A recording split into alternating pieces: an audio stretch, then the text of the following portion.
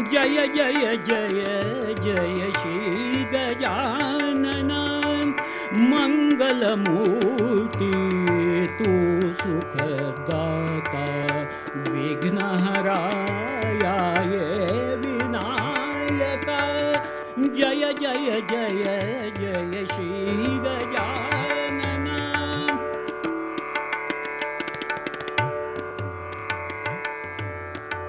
दुरिततिमिरहारका गणेशा सकल कलांची पूज्य देवता गायन नर्तन निपुण नायका गायन नर्तन निपुण नायका मोदक प्रिय तुझ मुषकवाहन मोदक प्रिय तुझ मुषकवाहन जय जय जय जय श्री गजानन।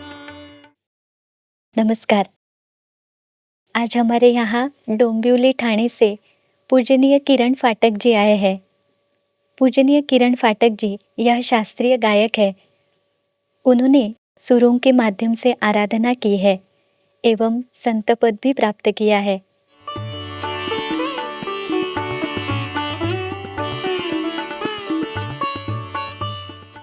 श्री स्वामी समर्थ इनके वो निस्सीम भक्त भी है। तो आइए आज हम उनसे वार्तालाप कर उनकी सुरों की आराधना के बारे में जान के लेते हैं। नमस्ते पूज्य काका। नमस्ते। पहला प्रश्न आपसे ये पूछना चाहूँगी कि ये संगीत साधना की शुरुआत आपकी कब से हुई? मेरा जो जन्म हुआ वो संगीत में ही हुआ, क्योंकि मेरे पिताजी बड़े संगीतकार थे। उनको बहुत सारे वाद्य यंत्र मालूम थे और वो वाद्य यंत्र कैसे बजाएं ये भी उनको ज्ञात था। अच्छा। वो बड़े गवई थे, वायलिनिस्ट थे। और हमारे इधर सुबह से 6 बजे से लेकर रात के 10 बजे तक संगीत शिक्षा ही दी जाती थी। और हमारा घर क्या बहुत बड़ा नहीं था, इसलिए हमारे कान पर वो सदा सर्वदा संगीत ही आके गिरता था और हम उसको टाल नहीं सकते थे। हाँ। और वो हमारे शरीर में प्रविष्ट हुआ, मन में प्रविष्ट हुआ। और मेरी तब उम्र 16 इयर्स थी, तो मुझे बहुत सारे राग मालूम थे।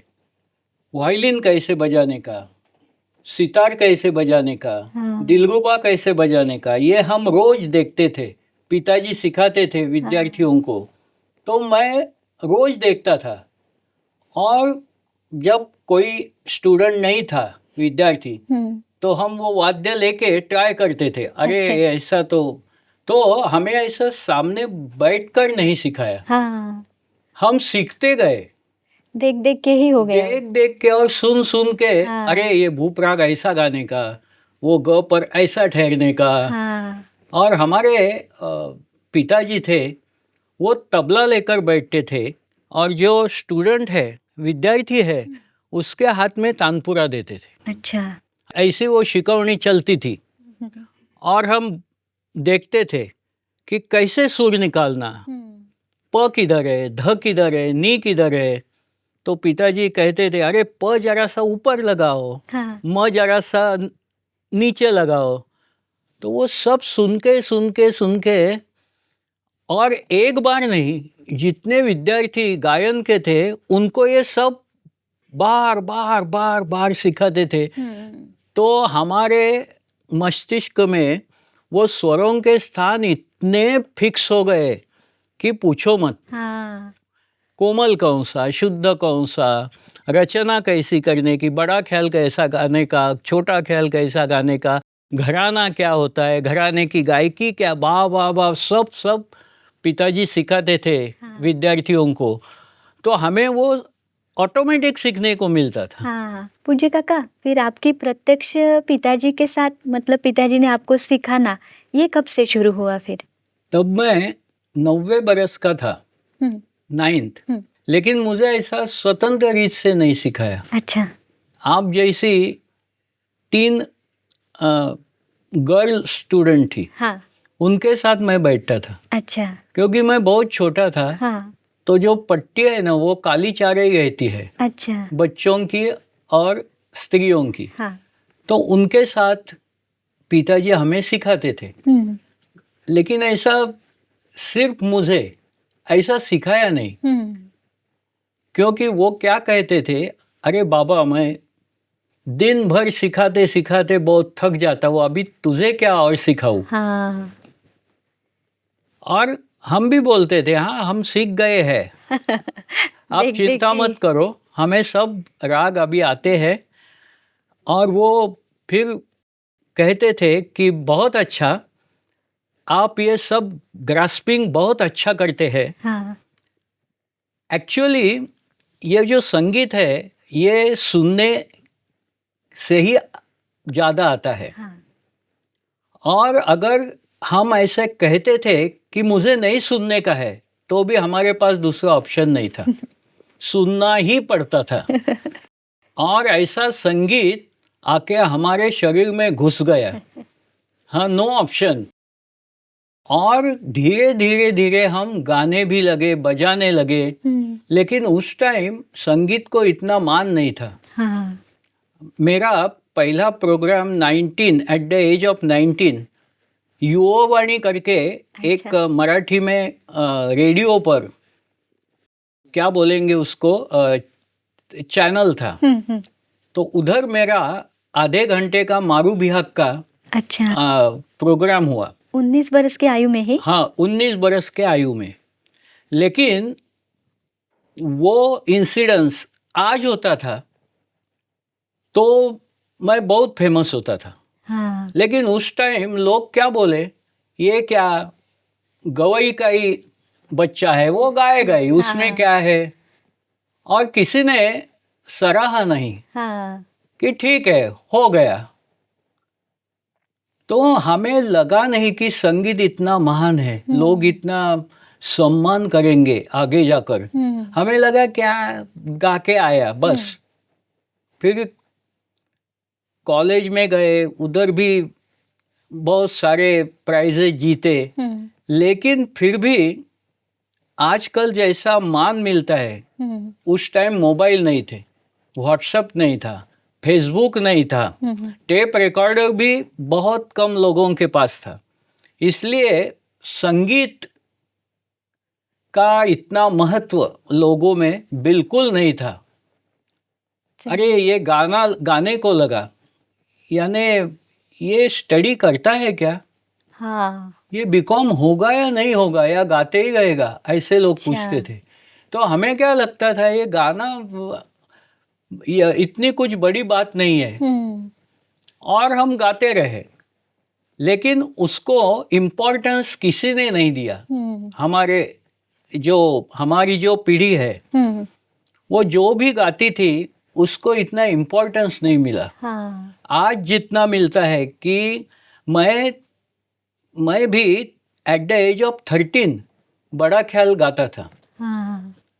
अगर इस time at the age of 13 मैं अगर गा लेता हूँ तो मैं इतना फेमस, अभी आप देखते हैं रियलिटी शो में छोटे छोटे बच्चे। लेकिन उस टाइम अरे 13, वो क्या, ये मास्टर का बेटा है, गाता है तो क्या वो उसमें सरप्राइज क्या है, गाना ही चाहिए, ऐसे विचार थे। ऐसे विचार थे।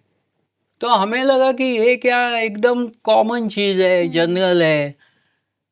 और हमारे प्रति हमें वो आत्मविश्वास जो होता है वो कम पड़ा, ऐसे हुआ। तो हम ऐसे सामने बैठकर सीखे ही नहीं, सब एट द एज ऑफ 19 ये प्रोग्राम किया।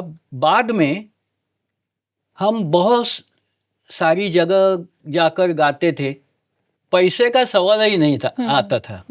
आजकल थोड़ा बहुत किसी ने बुलाया तो बोलते हैं इतना मेरा मानधन है। लेकिन हमने इतने प्रोग्राम किए, एक पैसा भी मानधन नहीं लिया। नहीं, उस समय कला को ऐसे मतलब पैसे के दृष्टि से देखने वाले भी बहुत कम लोग थे। नहीं थे ही नहीं। हाँ,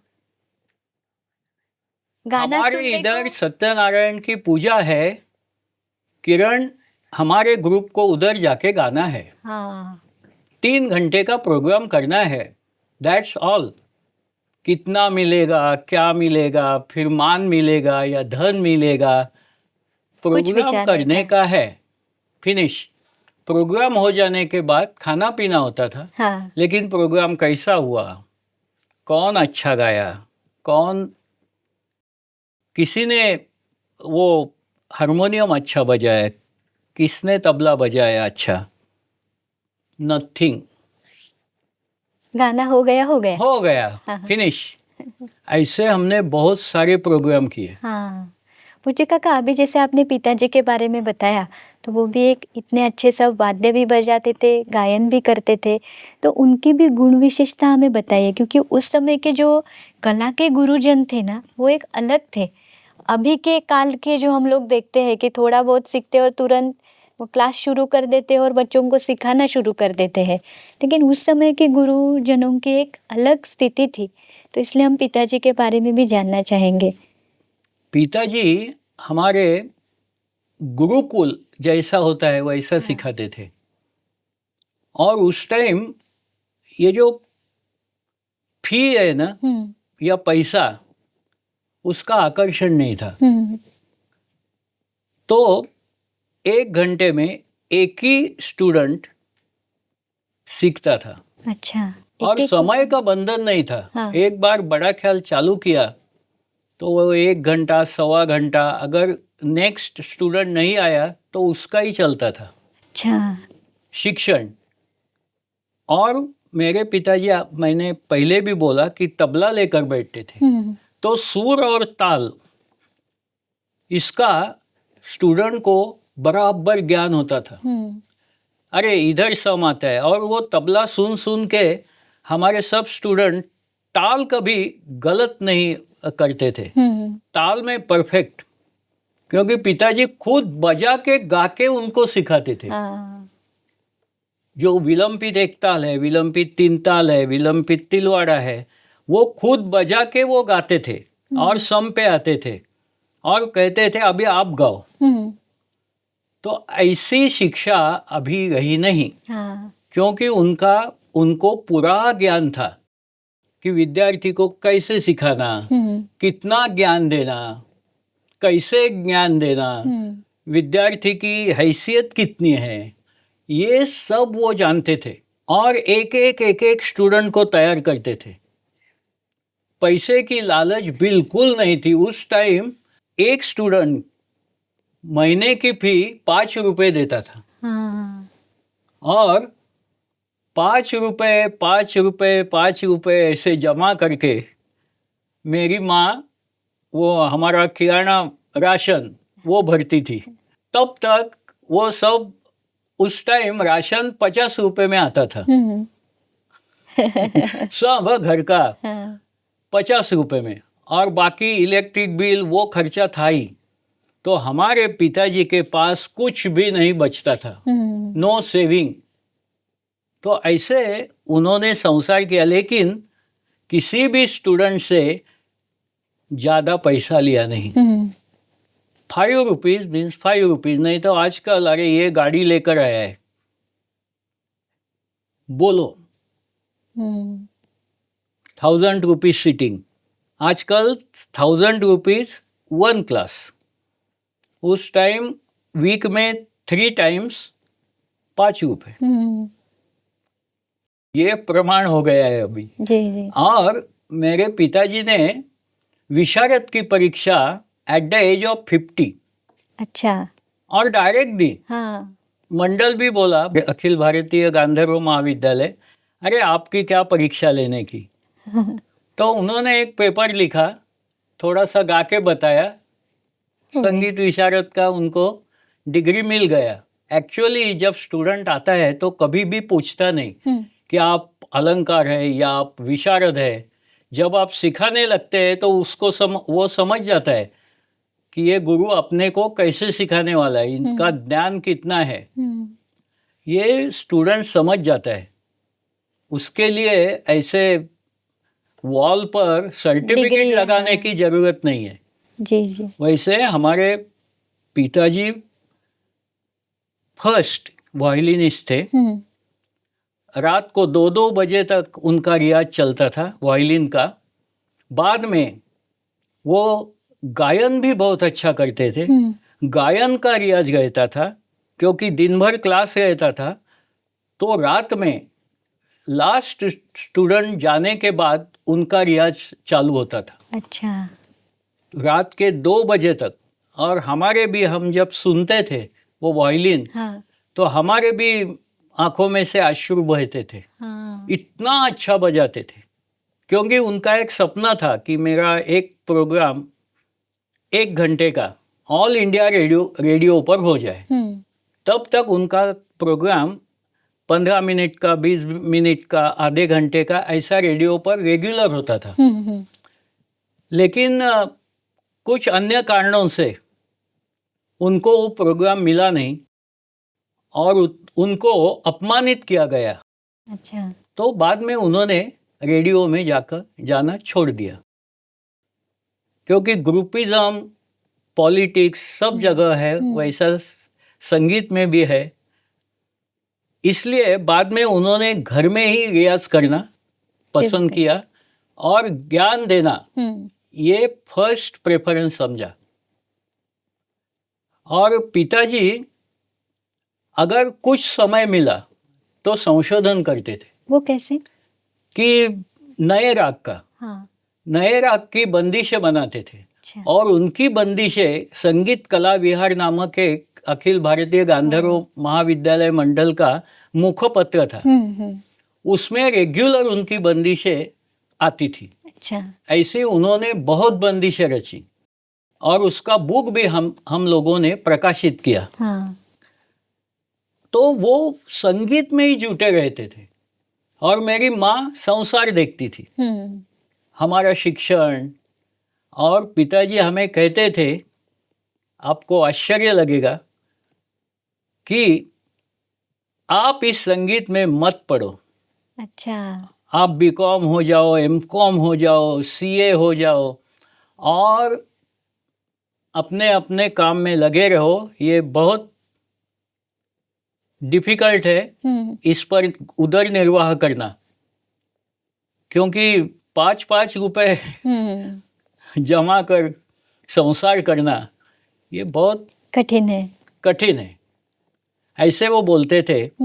लेकिन वो जो संगीत है ना, वो हमने बहुत कोशिश की उसको छोड़ने की, लेकिन संगीत हमको छोड़ता ही नहीं था। जिधर जाओ उधर पकड़ता था। आप और संगीत एक रूप हो गए थे। हाँ, शादी होने के बाद सिर्फ 4 बरस थोड़ा कम हो गया, लेकिन उधर भी मैंने मेरा क्लास निकाला। अच्छा। और उसका सब इनॉग्रेशन किया और चालू भी हो गया क्लास। और मैं भी गाते रहता था।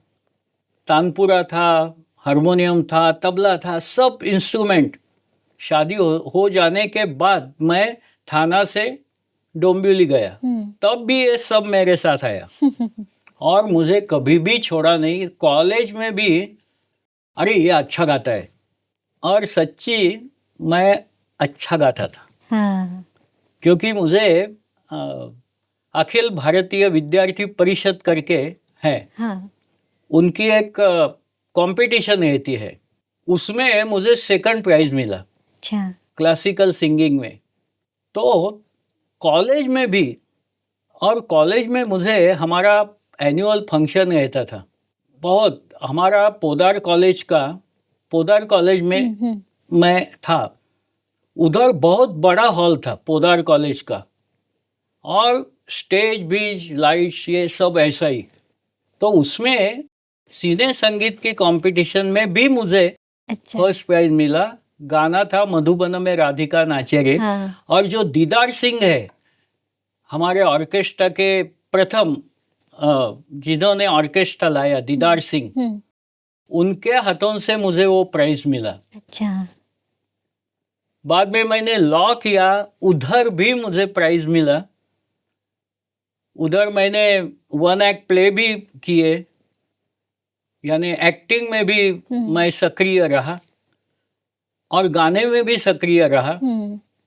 और जिधर जिधर जाऊं उधर ये संगीत मेरे पीछे पीछे पीछे मुझे पकड़ के ही रखा। हाँ पूज्य काका, जैसे पिताजी से आपकी एक प्राथमिक शिक्षा बोल सकते हैं, प्राथमिक यानी हुए ही थे, लेकिन आगे भी आप अन्य गुरुओं के पास आगे की शिक्षा के लिए जैसे गए हैं, तो उनकी भी विशेषता आप बताइए कि वहाँ कैसे सीखने को मिला। नहीं, उसके बाद हमारे घर में पंडित राम मराठे आया करते थे। तो मेरे पिताजी बोले कि उनके पास अभी सीखने को जाओ तो एक आप स्टाइल डेवलप करोगे। लेकिन हम लोगों ने कहा कि आपके पास ही इतना ज्ञान है, वो पहले हम सब लेते हैं और बाद में दूसरे गुरु के पास जाते हैं। हमें बिल्कुल इंटरेस्ट नहीं है, क्योंकि इधर मुझे सब मिलता है। हाँ। तो मैं दूसरे गुरु के पास क्यों जाऊं। जब आप कहेंगे कि मेरे पास अभी कुछ नहीं सिखाने को, तब हम जाएंगे। हाँ। लेकिन मेरे पिताजी के पास इतना ज्ञान था, हमारे कबर्ड जो थे वो सब भरे हुए थे बुक से, और उनको इतना नॉलेज था सब अप्रचलित रागों का। उनके पास बंदिशों का बहुत बड़ा संग्रह था। तो हमने सोचा अरे क्यों जाए, आपके पास इतना है, वो पहले हम सब लेते हैं, बाद में हम अगर जरूरत पड़े तो जाएंगे। बस। बाकी अभी मेरे जो पिताजी है उनके पट्टे शिष्य थाना में जो रहते हैं, यशवंत बुआ वैद्य, अच्छा। वो 6 बरस मेरे पिताजी के पास सीखे। तो वो अक्सर कहते हैं कि आपके पिताजी के पास सीखने के बाद मुझे कभी भी ऐसा नहीं लगा कि कोई मुझे ज़्यादा दे सकता है। मेरा ज्ञान पूरा हो गया, क्योंकि संगीत में ऐसा है कि जब आप सब प्रिंसिपल्स जान लेते हैं, राग का विस्तार कैसे करने का, बड़ा ख्याल कैसे प्रस्तुत करने का, आलाप कैसे करने के, तान कैसे लेने की, तान के प्रकार कितने होते हैं, गमक के प्रकार के, ये सब अगर हमने सीखा तो फिर क्यों जाने का किसी के पास। किसी के पास जाने के लिए आजकल क्या होता है कि नाम लगाने के लिए लोग दूसरे गुरु के पास जाते हैं। हाँ, इतने बड़े गुरु के मैं शिष्य हूँ। हाँ, और पेपर में भी ऐड कैसी आती है कि एक का गाना है, समझो, डिक्लेयर हॉल में, तो ऐड कैसी आती है, अमुक अमुक गुरु के शिष्य अमुक अमुक। मैं कहता हूँ वो गुरु का नाम लगाने की जरूरत क्यों है। तुम्हारा नाम काफी नहीं है, तुम्हारा नाम होना चाहिए। अभी जो बहुत सब भीमसेन जोशी थे, जसराज थे, उन्होंने कभी ऐसे इनका शिष्य ऐसा कभी नहीं लगाया। पंडित भीमसेन जोशी जी का गायन, ऐसे ही ऐड आती थी और बहुत लोग उनका गायन अटेंड करते थे। वैसा आजकल नहीं होता। नहीं। 2-4 गुरुओं के नाम और बाद में वो जिसका गायन है उसका नाम। जी जी, वैसे। तो आजकल गुरु बदलने का बहुत शौक है। और शिष्य ही निर्धारित करता है कि मुझे कौन से गुरु चाहिए। नहीं, शिष्य क्या सोचता है, अभी मुझे गाने का अवसर मिलना चाहिए। तो गाने का अवसर कब मिलता है, वो अगर किधर गया और बोला कि मेरा गाना रखो, तो पहले वो पूछते हैं आप किसके पास सीखे।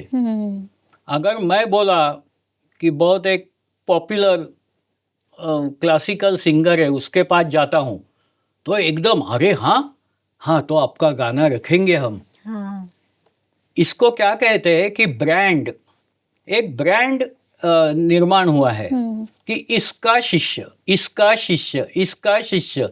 तो उनको बहुत प्रोग्राम मिलते हैं, और कितना भी विद्वान हो, कितना भी अच्छा गायक हो, लेकिन उसके पास अगर गुरु का नाम नहीं है तो उसको कोई भी आजकल पूछेगा नहीं। ब्रांड नेम को बहुत इम्पोर्टेंस आया है आजकल। लेकिन ये सब गलत है ना काका? गलत है, लेकिन क्या मालूम, क्योंकि जो जो संस्थाएं हैं वो उनका नाम रोशन करने के लिए अमुक अमुक का शिष्य का गायन हमारी संस्था ने रखा तो मेरी संस्था बड़ी हो गई। मतलब सब ऐसे एक स्पर्धा हो गई है, स्पर्धा और और सबका ब्रांड, हाँ, ब्रांड हो गया है। और हमारा नाम हो, पैसा मिले, प्रसिद्धि मिले, यही विचार इन कलाओं हाँ, के हाँ। पीछे दिखाई देता है ना। हमारे जमाने में ऐसे संगीत मंडल थे, हाँ, संगीत संस्थाएं, कि जो वर्गणी लेकर जो सभासद होते थे, मेंबर्स, उनसे ऐसे वार्षिक वर्गणी म्हणजे ईयरली सब्सक्रिप्शन लेकर ये सब जो गवई थे उनके प्रोग्राम रखते थे। अच्छा। आजकल ऐसा नहीं, स्पॉन्सर्ड बाय 4-5 नेम आते हैं और वो क्या पूछते हैं, अरे इसके गायन को कोई आएगा क्या, तो ही वो स्पॉन्सरशिप देंगे। और वो क्या होता है कि जिसका नाम पहले से है उसके नाम पर ही लोग आते हैं। ये सभी ऐसे ही शुरू है अभी समाज में, हाँ, देखा ऐसे जाए ही शुरू है। तो आजकल जो नए कलाकार है उनको व्यासपीठ मिलना बहुत मुश्किल हो गया है। मुश्किल हो गया। हमारे जमाने में हम गाते थे, 1-2 घंटा गाएंगे, लेकिन ऐसा नहीं कि इतना मानधन मुझे चाहिए। आपको जो देना है वो दीजिए, नहीं देना है तो भी आनंद है, देंगे तो भी आनंद है। हाँ, ऐसा रहता था। जी जी काका, अभी मैं आपके संगीत साधना की ओर ये करती हूँ कि जैसे कैसे होता है ना कि बहुत कम देखने को मिलते हैं कि जो संगीत तो सीखते हैं लेकिन खुद की साधना की उसको जोड़ नहीं देते हैं। ऐसे ही मतलब अभी हमने जो वार्तालाप में आपने बताया कि प्रोग्राम करना, पैसे कमाना, मान मिलना, यहाँ तक कि ये कला सीमित है, लेकिन आपकी विशेषता ये है ना कि आपकी आध्यात्मिकता भी है और संगीत भी है।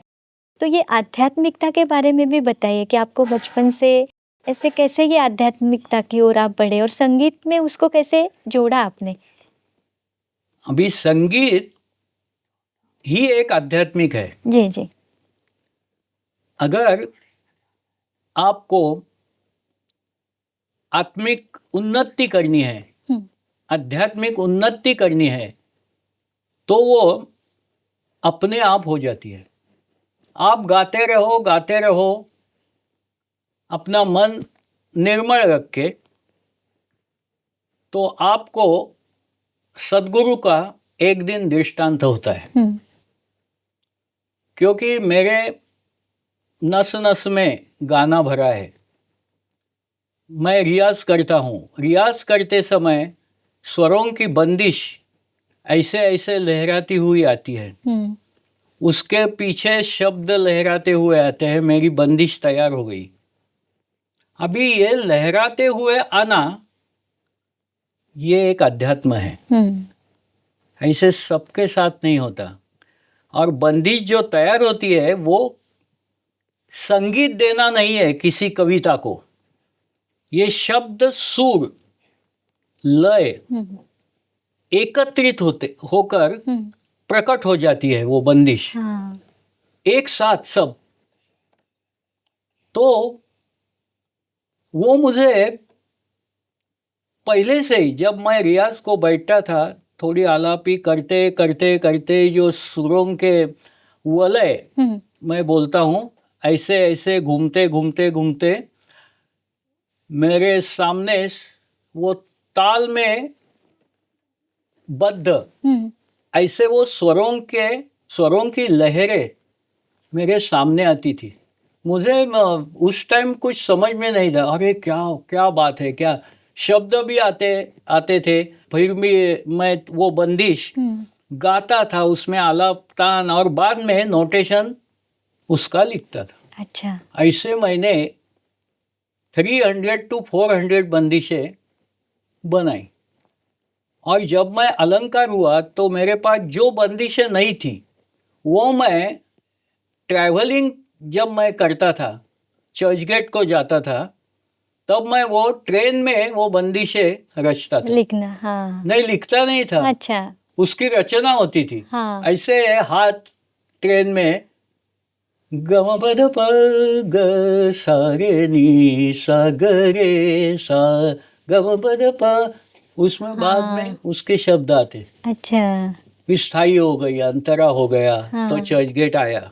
अच्छा। चर्च गेट पे उतरा, ऑफिस में गया, 2 मिनट में उसका नोटेशन निकालना, क्योंकि मैंने पहले से ही इतना सुना था और नोटेशन पढ़ा था हमारे पिताजी के ये स्कूल में। तो नोटेशन एक कुछ भी नहीं, हमारे 2 मिनट में मैं नोटेशन लिखता था और मेरे ऑफिस का काम चालू करता था। ऐसी बंदिशें मैंने बहुत सारी बनाई ट्रैवलिंग करते समय। हाँ, वो समय भी संगीत के लिए ही था। अभी लोग बोलते हैं मुझे टाइम नहीं मिलता, लेकिन और इतनी भीड़ रहती थी ट्रेन में, तब भी मैं वो भीड़ से अलग हो जाता था। संगीत और को लेकर। मेरे दिमाग में वही रात चलता था, अरे इसकी बंदिश नहीं, चलो 3 ताल की बहुत हुई, आज 1 ताल की बनाएंगे, चलो 3 ताल 1 ताल हुआ, आज झपताल की बनाएंगे। तो ट्रैवलिंग करते समय सिर्फ छोटे ख्याल ही नहीं मैं करता था, ध्रुपद करता था, धमार करता था, चतरंग करता था, त्रिवट करता था, तराना करता था। सब तरह की बंदिशें मैंने ट्रैवलिंग करते हुए निर्माण की, क्योंकि मुझे टाइम ही नहीं था पहले सर्विस को जाने का। उधर मैं कंप्यूटर डिपार्टमेंट में था। बाद में 6 बजे तक मैं घर में आता था, तो घर में स्टूडेंट बैठे ही रहते थे, तो 6 to 10 मेरे क्लास चलते थे। तब मैं कब मेरा स्टडी करूं? तो मेरा स्टडी ये 1 घंटे का प्रवास था, ट्रैवलिंग था, उसमें ये सब अभ्यास होता था। हाँ। आजकल विद्यार्थी कहते हैं किधर मुझे टाइम है रियाज करने को, किधर। तो मैं ट्रैवलिंग में भी तान लेता था, आलाप लेता था और बंदिशें भी बनाता था। और ये मेरी साधना है। हाँ, हाँ। और मुझे क्या मालूम कौन सी शक्ति आती थी और ये सब करा के लेती थी। तब मुझे कुछ समझ में नहीं, मुझे क्या लगता था, अरे ऐसा सब करते होंगे। हाँ। ऐसा लगता था कि मेरे बारे में ये कुछ स्पेशल है, ऐसा कभी नहीं लगा। दिस इज कॉमन, ये मेरा मैं कार्य कर रहा हूँ, मुझे ये करना है, इसलिए मैं वो सब करता था। हाँ। और पूज्य काका, अभी मैं पूछना चाहूंगी कि जैसे आध्यात्मिकता आपके संगीत में भी है ही, तो प्रत्यक्ष में कैसे होते हैं, किसी पर हमारी श्रद्धा होती है तो उसका भी हम लोग एक आराध्य को लेकर भी एक आध्यात्मिकता को लेकर जाते हैं। तो वैसे स्वामी समर्थ आपके जीवन में जो आए हैं और उनकी उपासना के माध्यम से भी आप साधनारत है, तो उसके बारे में भी बताइए कि ये आध्यात्मिकता कौन से आयु से हुई और वो बढ़ती बढ़ती कैसे गई?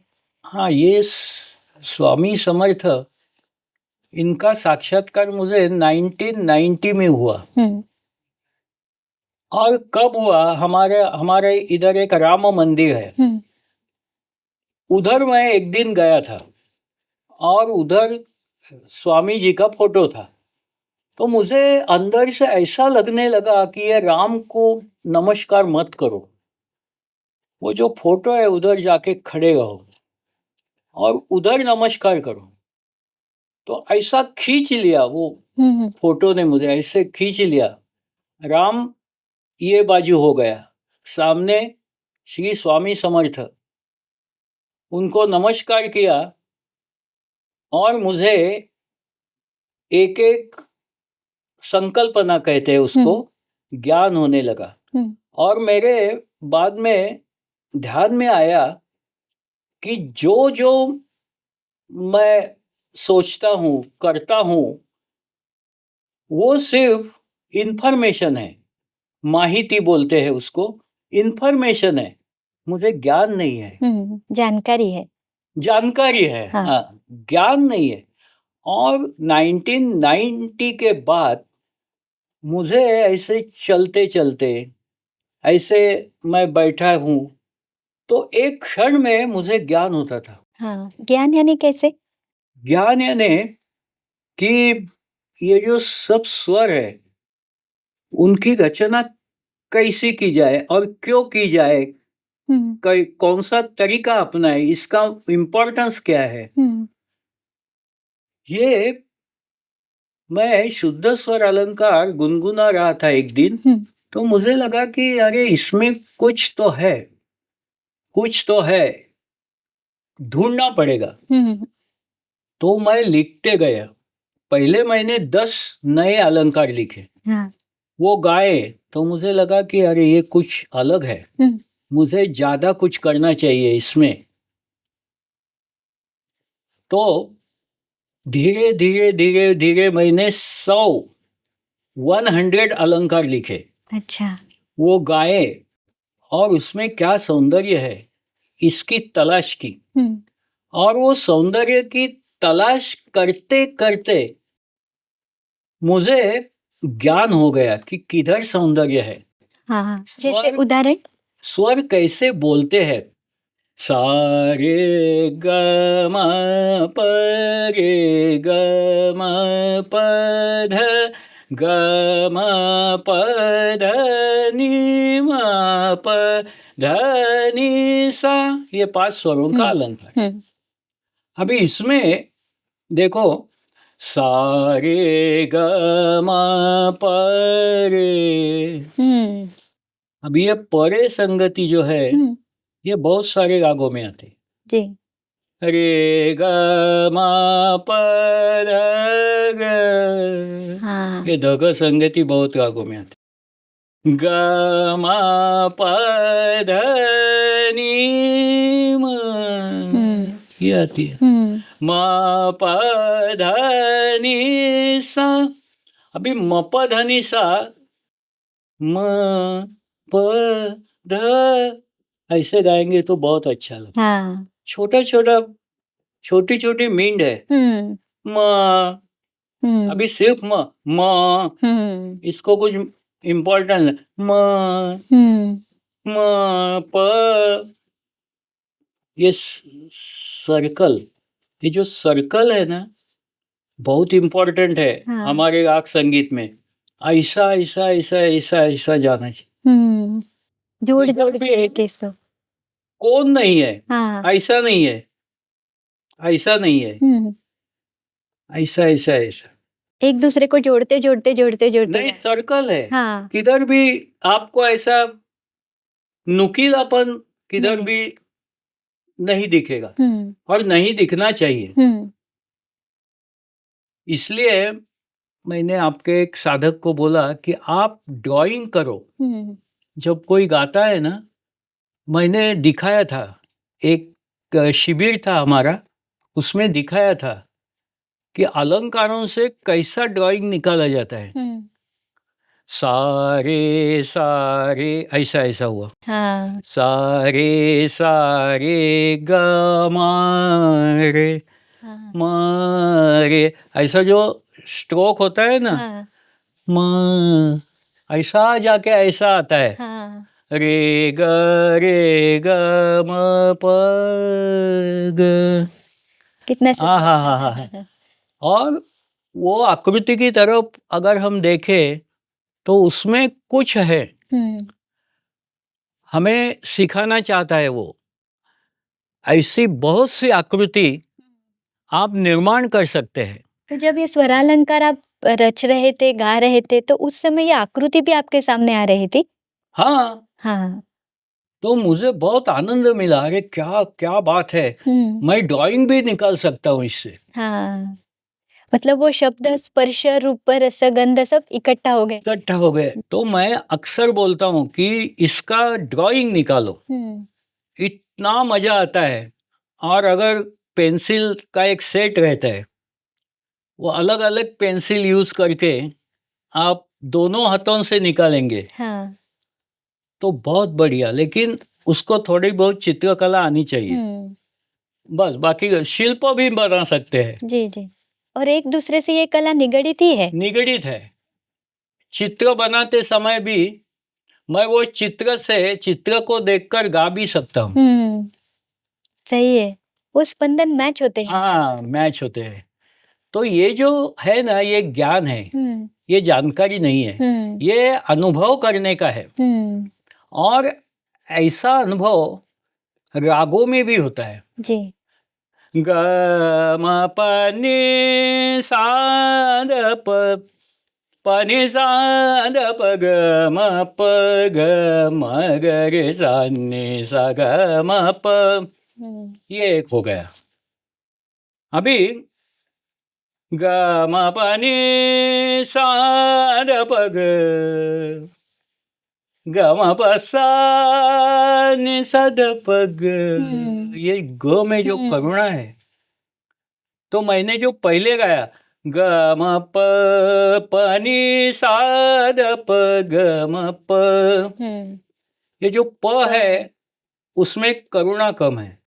और ग म प नि सा ध प ग सा ग म प ग, तुम्हारे चरणों में आया हूँ। जी जी, एकदम वो ग से वो भाव ही निर्माण हो जाता है। भाव निर्माण होता है। तो अगर मैं इस स्टाइल से गाया, हाँ, ग म प ध म ग ग म प नि प ध म ग, तो अलग राग हो जाएगा। क्योंकि मैंने वो पटदीप की स्टाइल ही बदल दी जी। और ग के ऊपर वादी ग और संवादी नी किया। हाँ। एक्चुअल पटदीप का है प और सा, मैंने ग नहीं कर दिया, तो भाव बदल गया उसका। इसलिए हमारे जो सेशन हुए उसमें मैंने वादी संवादी का महत्व बताया। जी जी। कि उसका भाव ही बदल जाता है। और ये भाव मैंने एक सपने में सुना। एक आदमी गा रहा था एकदम नीचे नीचे, यानी ऐसे स्टेप्स थे और मैं ऊपर खड़ा था और वो आदमी एकदम लास्ट स्टेप पर खड़ा था और वो गा रहा था, लेकिन उसका चेहरा मैंने नहीं, क्योंकि वो पीठ मेरे तरफ थी उसकी। हाँ। इतना अच्छा वाह, ऐसा गाना मैंने सुना ही नहीं। और मैं ऐसा जागरूक हो गया, तो अरे क्या गा रहा था। और वो नया राग था, सा रे म प नि सा, सा नि प म ग रे, रे म प नि प म ग रे, म ग रे सा रे म प नि सा। अच्छा, ये सब स्वर मेरे सपना खुलने के बाद भी याद थे। मैंने उसमें 2 बंदिशें रची। और क्या था कि वो सुरों में इतना दुख भरा था, सा नि प म ग रे, मेरे भी आंखों से आंसू निकल आए। ग रे म ग रे प नि प म ग रे सा, एकदम करुण भाव लगता है। करुण एकदम। और वो गा रहा था, मैं सुन रहा था और मेरा सपना खुल गया। ऐसा दूसरा सपना भी मैंने देखा। एक बहुत बड़ा वाड़ा था, वाड़ा यानी चौसोपी वाड़ा बोलते हैं इसे, हवेली ऐसे। गोवे में हवेली। तो हवेली में मैंने एंट्री किया तो कोई एक महिला गा रही थी, लेकिन मैंने उसको देखा नहीं, उसके सिर्फ सुर सुने। तब मुझे ज्ञान हुआ कि सुर क्या होता है और हम कितने बेसुर गाते हैं। वो इतने परफेक्शन था सुरों में उसके, कि मुझे लगा हम सुर में गाते ही नहीं है। अच्छा, ये दैवी गाना बोलते हैं उसको। लेकिन मुझे वो क्या गा रही थी वो मुझे याद नहीं रहा उस टाइम, लेकिन मैं एकदम खुश हो गया। क्या ऐसा चाहिए। मतलब काका धीरे धीरे आपको स्वप्न में ही दृष्टांत होने लगे थे ये सुरों हाँ, के, कैसे जाना है, उसका गर्भितार्थ क्या है, करेक्ट। उसका ज्ञान आनंद क्या है। मतलब धीरे धीरे ये सूक्ष्म से स्वामी जी ही आपको सिखा स्वामी रहे। जी सिखा रहे थे सब जी। कि तू गा रहा है ना, वो कुछ भी नहीं है। जी। तुम्हारे पास कहाँ जो अहंकार है वो छोड़ दे और सच्चे सुरों की खोज में हाँ। निकल पड़ अभी। जी। ऐसा मुझे संदेश मिला। मतलब आपके ये उदाहरण से ध्यान में आता है पूज्य काका कि केवल हम संगीत नहीं कर सकते, अगर दैवी प्रेरणा हमारे साथ है तब ना, कर सकते। तब ये ज्ञान आ सकता है करेक्ट। हमें, उसका बाकी आनंद ले सकते। सब मैं विद्वत्ता बोलता हूँ उसको। जी जी, और मुख से संगीत रहता है केवल वो। हाँ, आप अगर 5 मिनट आलाप करें ना, तो भी जो सुनने वाले हैं ना, वो हिलने नहीं चाहिए जी। अपने जगह से। 5 मिनट ऐसे आलाप करो, वो ख्याल बिल सब भूल जाओ, धूपत धमाक, सिर्फ आलाप, एक भी हिलना नहीं चाहिए, ऐसे सुर होने चाहिए। हाँ, तो वो दैवी सुरों से आपको सिखा रहे थे कि यहाँ आपको जाना है। हाँ, इधर तक जाना है जी। तो बराबर किधर सुर है, वो क्या है, सुर का जो ये रहता है ना, पेरिफेरल बोलते हैं ना, वो बहुत बड़ा रहता है। बड़ा रहता है यानी क्या, हमें वो बहुत बड़ा दिखता है, लेकिन उसका जो केंद्र बिंदु है ना स्वर का, उधर तक जाने का प्रयास करना चाहिए। और वो केंद्र बिंदु को आप गए, वो आपको मालूम है ना, ऐसा फेंकते हैं और बराबर जाके वो बीच में लगता है। वैसा होना चाहिए। हाँ। अगर वैसा हो गया ना, तो समझो आपका मकसद साध्य हो गया संगीत सीखने का। लेकिन उतना परफेक्शन मैंने अभी तक देखा नहीं है, सुना नहीं है। हाँ। इतना सुर का परफेक्शन, क्योंकि इतना अगर परफेक्शन हुआ, तो जो पहले हुआ करता था कि मल्हार राग गाने से बारिश आती थी, पत्थर पिघल जाते थे, वो सत्य है। हाँ। क्योंकि उनका स्वर बराबर वो केंद्र बिंदु में जाता था, और उसका इतना इफेक्ट है कि वो पत्थर को पिघला सकता है, बारिश हो सकती है, दिए लग सकते हैं। लेकिन ये सिर्फ अगर गुरु कृपा है या किसी सत्पुरुष की कृपा है, या वो वैश्विक शक्ति आप में प्रकट होती है, तो ही पॉसिबल है। बाकी सब विद्वत्ता है, कुछ नहीं है। जी, सही बोले आपने। और मुझे ये भी पूछना था कि जैसे स्वामी जी आपको सुरों का ज्ञान ये सब स्वप्न के माध्यम से दे रहे थे, तो और किस तरह से वो आपको सुझा रहे थे? मतलब कभी बैठे बैठे सूझ जाना या किसी व्यक्ति के माध्यम से कुछ? मुझे रात को 2 बजे भी बंदिश आती थी, अच्छा। तो मैं लिख के रखता था। कभी भी एकदम प्रेरणा हो जाती है, आप गाने लगते हैं, किधर से भी शब्द आते हैं, बंदिश हो जाती है, और काव्य भी हो जाता है। क्योंकि मेरे 4 संग्रह काव्य के प्रकाशित हुए हैं। हाँ। तो वो काव्य कभी भी आता है, रात को 1 बजे, 2 बजे, सुबह 5 बजे, उत्स्फूर्तता रहती है उसको ऐसे ही प्रेरणा आती है। हाँ। और लिखने लगते हैं तो सिर्फ 5 मिनट में 4-5 स्टैंजा एक कविता बनती है, और हमें समझ में नहीं आता ये मैंने ही लिखा है। हाँ, तो ये भी देवी प्रेरणा ही है। दैवी प्रेरणा है जी। मेरे 15 यानी 15 शास्त्रीय संगीत पर बुक्स तैयार हुए, प्रकाशित हुए।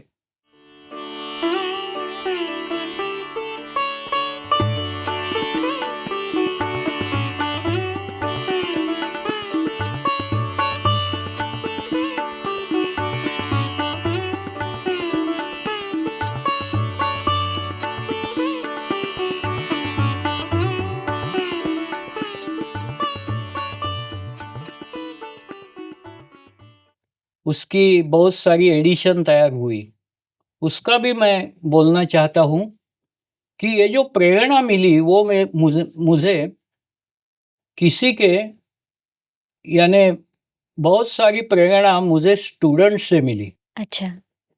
स्टूडेंट्स जो मुझे सवाल करते थे, तो वो सवाल करने के बाद मैं सोचता था अरे इधर कुछ बात है, तो मैं सोचता था और मेरा बुक तैयार होता था। एक बार जो बहुत बड़े गवई है अजय पोहनकर जी, उनके साथ मैं एक स्कूल में परीक्षक यानी एग्जामिनर करके गया था। एक कंपटीशन थी उधर। अच्छा। तो जरा सा बाद में वो कंपटीशन शुरू होने वाली थी, तो हम बैठे थे, थोड़े से संवाद चलता था हमारा। तो वो क्या मुझे बोले, फाटक जी ये सब स्टूडेंट है ना आजकल के, वो राग के परिघ पर रहते हैं। हाँ। अरे मैं बोला अरे इसमें ये एक वाक्य में कुछ तो है। मैं फिर सोच विचार करना, परिघ यानी क्या, उस पर रहते हैं यानी क्या, फिर जाना किधर है। फिर मेरा वो बुक हो गया रागाच्या परिघाकडून केंद्रबिंदूकडे। एक उनके वाक्य से मुझे प्रेरणा मिली और मेरा पूरा बुक तैयार हो गया। और उसका सारांश क्या है पूज्य काका कि परिघ से केंद्र बिंदु की ओर जाना यानी परिघ यानी ज्ञान नहीं होना, केंद्र बिंदु तक पहुंचना यानी राग से पूरी पहचान बनाना। आजकल क्या होता है कि मेरे इतने राग हुए, मेरे इतने राग हुए, लेकिन वो राग समझना, उसका भाव समझना, उसके साथ बातें करना, ये सब होता है ना, तो राग का व्यक्तिमत्व, राग कैसा हम पर प्यार का बरसात करता है, हम कैसे उसको गाए, तो वो बराबर अपना रूप दिखाता है। इसका ज्ञान होना यानी राग के केंद्र बिंदु तक जाना। आजकल क्या होता है, आरोह अवरोह, पकड़, सरगम गीत, आलाप, ताने, चलो अगला राग, ये चलता है। तो ये राग की पहचान नहीं है, ये ज्ञान, ये जानकारी हो गई। राग भूप में ग ध वादी संवादी है, ये वर्जित है, वो इम्पोर्टेंट है। बाद में वो बाय हार्ट करना, आलाप, तान, गा के दिखाना, फिर फर्स्ट क्लास मिलता है परीक्षा में।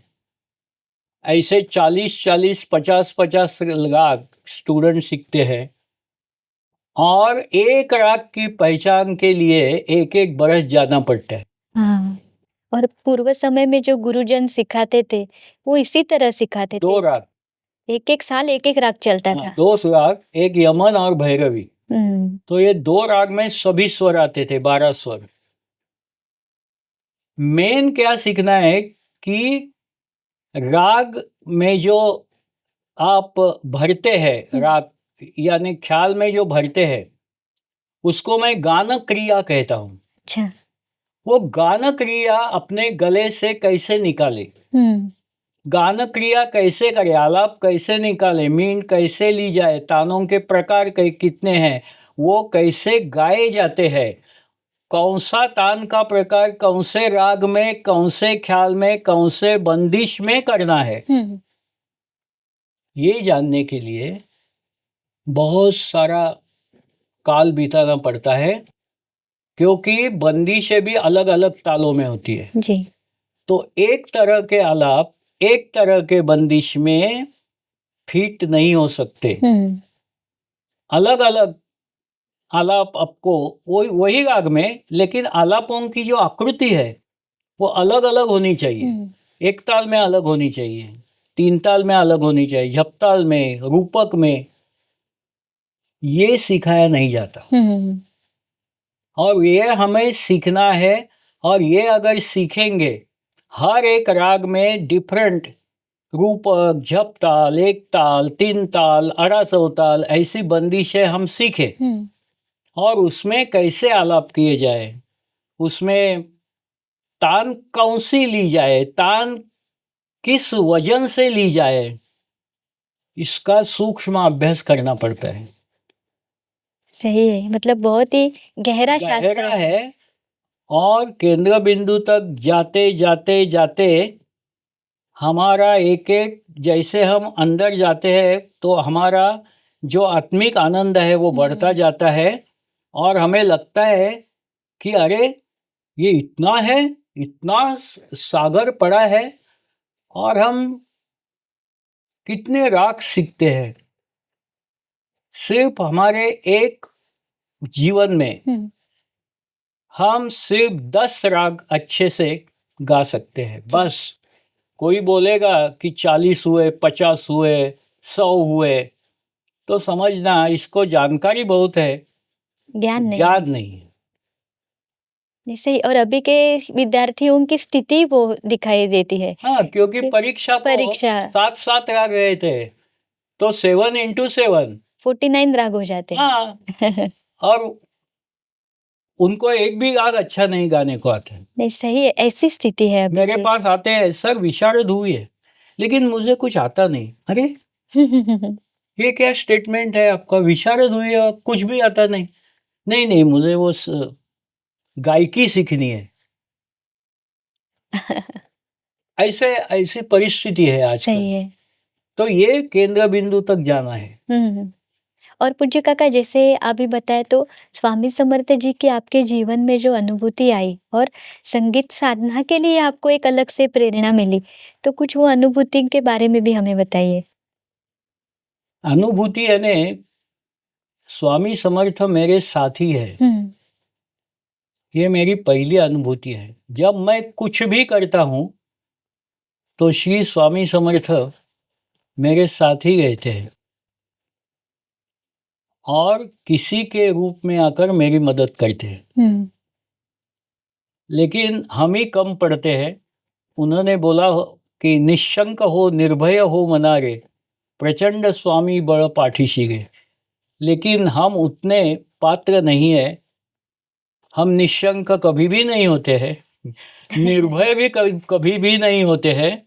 आते समय रिजर्वेशन ही करते हैं गाड़ी का। उन पर श्रद्धा कम पड़ती है। हाँ, निशंक और निर्भय होकर मैं गाड़ी पकड़ने को गया तो मुझे विश्वास है कि मुझे आराम से ट्रैवलिंग करने का मौका मिलेगा, क्योंकि स्वामी जी कहेंगे मैं तुम्हारे साथ हूँ, डरने की जरूरत नहीं। लेकिन हम इतने भयभीत होते, नहीं नहीं वो कितनी भीड़ रहती है, रिजर्वेशन निकालो बाबा। तो इधर हम कम पड़ते हैं कि उतनी निष्ठा हमारे पास नहीं है। अगर इतनी निष्ठा है ना तो फिर सब कुछ मिल गया। जी। लेकिन पूज्य काका, मतलब आपका एक आदर्श कैसे है ना कि संगीत को, सुरों को लेकर आप एक संत पद तक विराजमान हुए हैं। मतलब ये जो अवस्था है ना ये जीवन में, कि जहाँ हमारा स्थूल देह अभी है लेकिन हमारा सूक्ष्म देह ने जनलोक तक प्रवास किया है, जो आगे के लोक हम लोग बोलते हैं उसमें। तो ये प्रवास संगीत सुरों को लेकर जो आपने किया है, तो हमारे लिए भी मैं आपसे मार्गदर्शन, और जो देखेंगे ये हमारा वार्तालाप, तो उनको भी दिशा मिले इस दृष्टि से पूछना चाहूंगी कि क्या क्या करते जाना है। मतलब उदाहरण के लिए बताती हूँ, जैसे हमारे में दोष रहते हैं या फिर अहंकार रहता है, तो ये कला से आराधना के लिए इसकी ओर भी तो हमें ध्यान देना होगा ना, कि ये कम होना है। फिर हम शुद्ध होते जाएंगे और वो परमेश्वर तक सुरों के माध्यम से पहुंच सकते हैं। तो आपके प्रत्यक्ष अनुभव से बताइए कि आप इतने अच्छे स्तर पर कैसे विराजमान हुए हैं, कैसे प्रयास किए हैं। नहीं, क्या है कि जब संगीत ही मेरे शरीर में प्रवेश किया है, संगीत ने मन में, तो क्या होता है कि हमें समझ में भी नहीं आता कि मेरा ये शांत हो गया है, लोभ शांत हो गया है, मोह वो ऑटोमेटिक हो जाता है सब। ऐसे करने की कुछ जरूरत नहीं है। अगर बहुत नेकी से और निर्मल मन रखकर हम हमारी साधना करें, साधना यानी रियाज, रियाज यानी ढूंढना। क्या ढूंढना? सुरों के संवाद, नए राग, रागों में सौंदर्य। ये जो प्रोसेस है, ये प्रोसेस आपके शरीर को या और मन को, मेन मन को एक ऐसे स्तर पर लेके जाती है कि जिधर हमारे जो षड्रिपु है, काम, क्रोध, लोभ, मोह, मत्सर और अहंकार, ये कब शांत हुए ये हमें समझ में भी नहीं आता। हाँ। और हमें लगता है कि मैं वही हूँ जो पहले था, लेकिन मैं वो नहीं होता हूँ। लेकिन पूज्य काका, आपका उदाहरण अलग है और अभी हम इतने बड़े बड़े गवैये देखते हैं जो पूरे संगीत के लिए जीवन उन्होंने ये किया, उनको बड़े बड़े सम्मान मिले हैं, लेकिन कोई संत पद तक गया नहीं है। लेकिन आपकी अवस्था है कि आप वो पद तक गए हैं। तो संगीत को जैसे किसी आध्यात्मिक गुरु का मार्गदर्शन होना या हमारी वो श्रद्धा रहना, तो ये भी बातें महत्वपूर्ण है ना उसमें, ऐसे लगता है। नहीं, क्या है कि हमें मालूम नहीं रहता। अभी बहुत सारे गवई है, उनके भी गुरु होते हैं, वो भी वैसी साधना करते हैं, लेकिन हमें उसके बारे में हम जानते नहीं। लेकिन बहुत कम उदाहरण देखने को मिलते हैं ना पूज्य काका। नहीं, क्या है कि होते हैं, गुरु होते हैं हर एक, क्योंकि संगीत कला जो है ना, वो आपको सद्गुरु तक पहुंचाती ही है। एक्सेप्ट उसको, अगर आपको कुछ व्यसन है, यानी आप अगर वो षड्रिपु से घेरे हुए हैं, तो गुरु मिलने के बाद भी आपको ये आध्यात्मिक स्तर पर जाना बहुत डिफिकल्ट है। व्यसन नहीं होना चाहिए। बाद में पैसे की लालचा यानी धन लालसा, वो अगर आपको है, तो गुरु मिलने के बाद भी आप आध्यात्मिक उन्नति नहीं कर सकते जी। तो धन लालसा,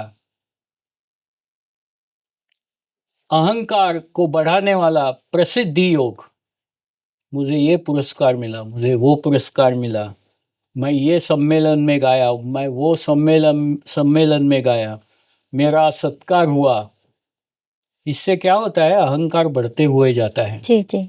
और गुरु मिलने के बाद भी आध्यात्मिक उन्नति नहीं होती, क्योंकि किधर मैं ये जो हैमरिंग होता है ना, और लोग भी ऐसे होते हैं, अरे क्या, कितने आप महान है, कितने आप महान है, कितने आप महान है।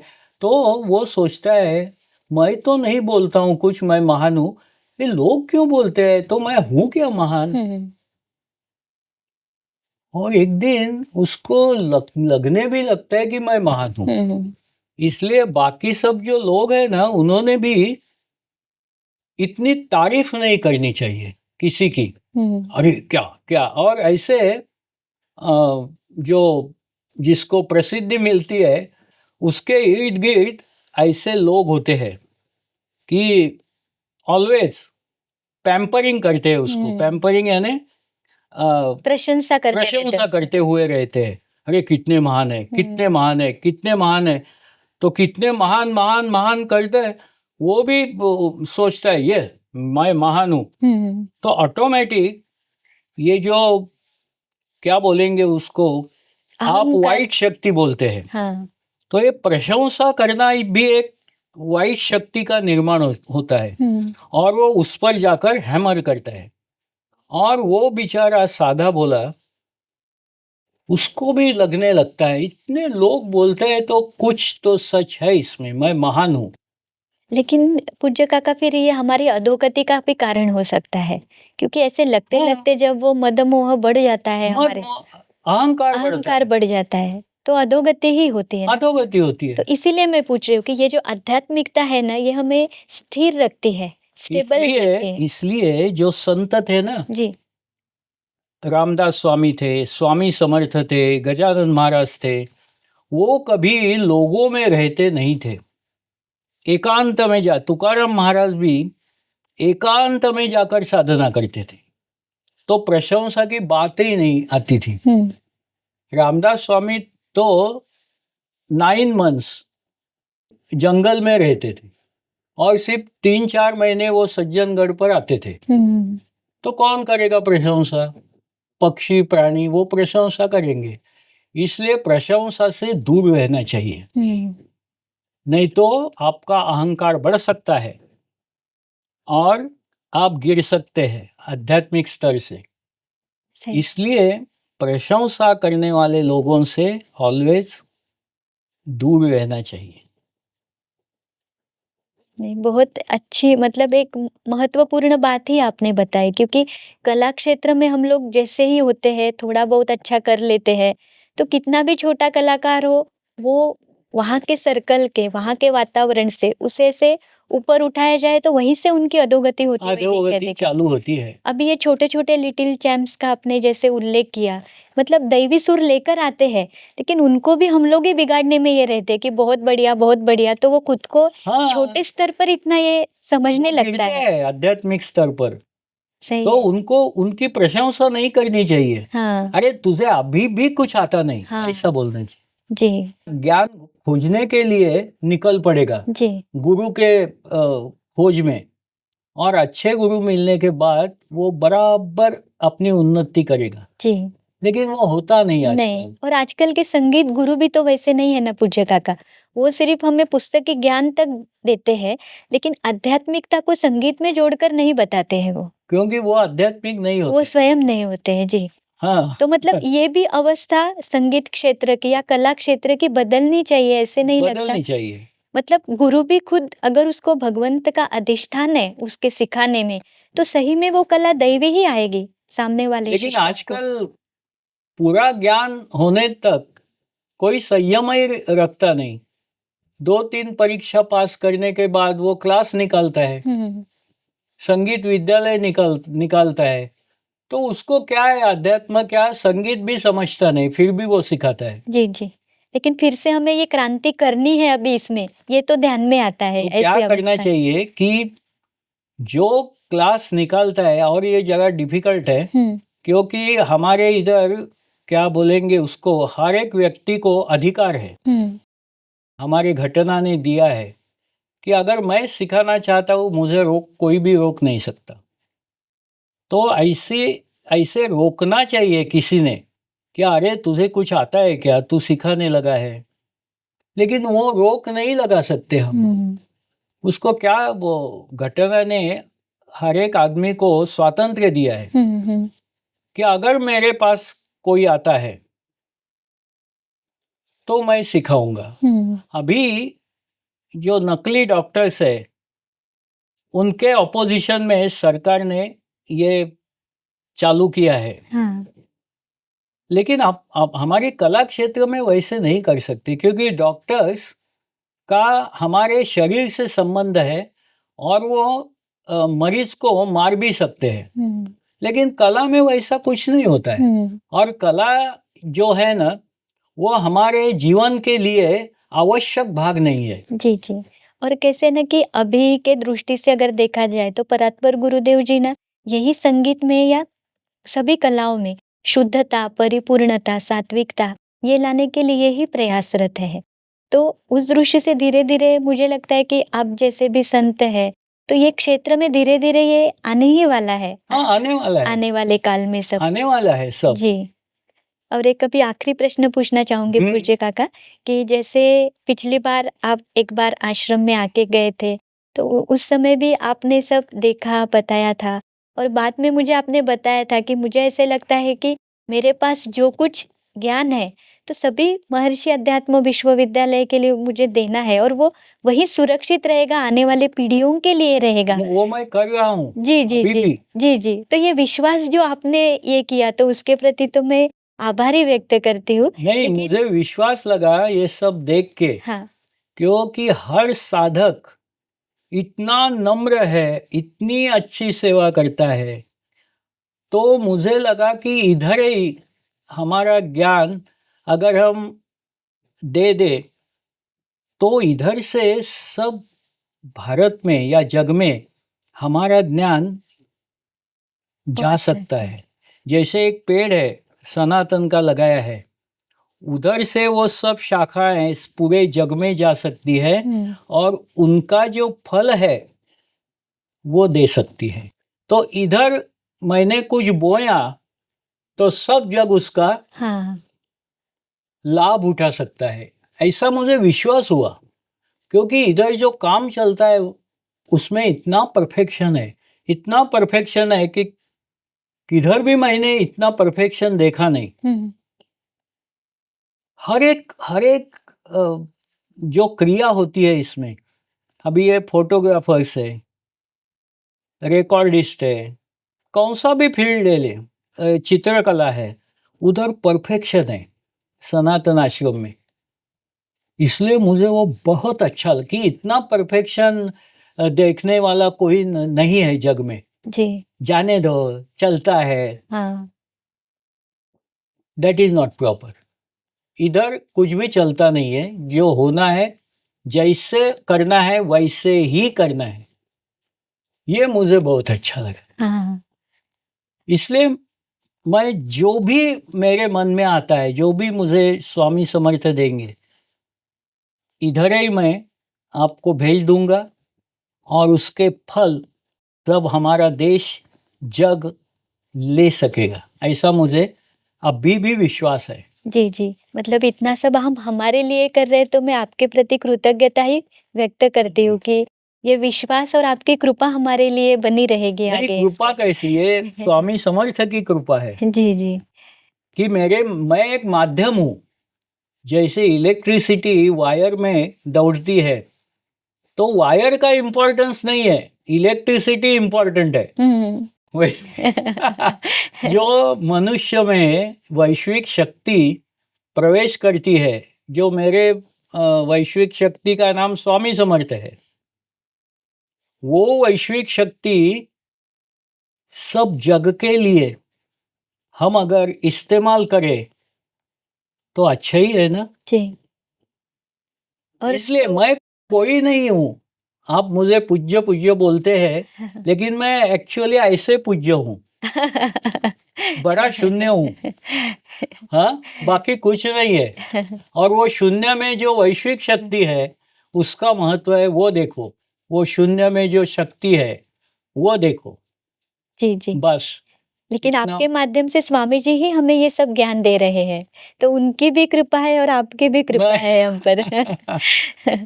और एक प्रश्न पूज्य काका कि गुरुदेव जी के बारे में भी बताइए कि एक नहीं, ये सब जो संस्था उन्होंने खड़ी की है ना, जो मैंने अभी बताया वो उनकी कृपा से ही है। जी क्योंकि हर एक साधक में इतनी नम्रता, ये उनकी कृपा है, ऐसी आती नहीं नम्रता। तो उनकी कृपा से ये सब बना है और भी बहुत बढ़ने वाला है। तो हमारे परम पूज्य गुरुदेव आठवले जी, इन्होंने जो ये वृक्ष लगाया है वो बहुत बड़ा होने वाला है और उनकी कृपा हर क्षण में और हर एक पल में हमें सभी जगह दिखती है कि उनकी कृपा है। इसलिए ये वृक्ष बना है। और ये वृक्ष क्यों बना? उनके माध्यम से। वो वैश्विक शक्ति है, उनमें प्रवेश किया है तो वो बहुत बड़ा वृक्ष बनाएगी और बनने वाला है। उन्होंने उसकी शुरुआत भी की है। जी जी उन्हीं की कृपा से आप हमें मिले हैं पूज्य काका। और आप जैसे संतों के मार्गदर्शन से ही हम लोग ये जो सब अभी की स्थिति जो है कला क्षेत्र की, वो सब हम दुरुस्त कर सकते हैं, बदल सकते हैं। बदल सकते हैं। जी जी तो ये सात्विकता ही ये सब बदलने के लिए महत्वपूर्ण रहेगी। महत्वपूर्ण है, करेक्ट। जी आप यहाँ पर आए पूज्य काका, हमें इतना नमस्कार। सुंदर संगीत के बारे में मार्गदर्शन किया। तो उसके आपके प्रति मैं कृतज्ञता व्यक्त करती हूँ। और भगवान श्री कृष्ण की कृपा से ही आज का हमारा ये जो वार्तालाप है वो निर्विघ्न रूप से संपन्न हुआ। हम उनके चरणों में कृतज्ञता व्यक्त करते हैं। कृतज्ञता है।